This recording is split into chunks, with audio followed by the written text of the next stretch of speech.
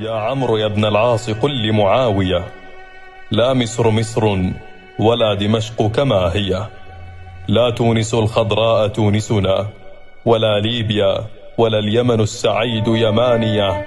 لم يبق نهر في العراق يسرني جريانه والبنت تجري حافية. كل البلاد تفرقت وتشرذمت وعلت على تلك الحدود كراهية.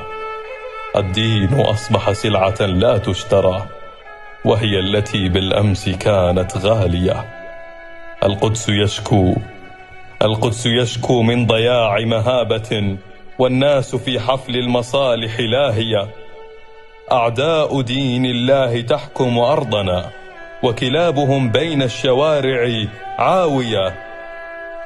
كل الحروف من الخريطة غادرت، لم يبق إلا حرف لا ناهية.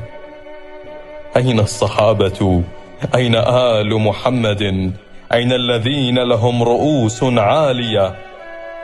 بذلوا لدين الله كل عزيزة، والمال يبذل والنفوس الغالية. فالله أسأل أن يعيد لأمتي مجدا تليدا مثل شمس صافية.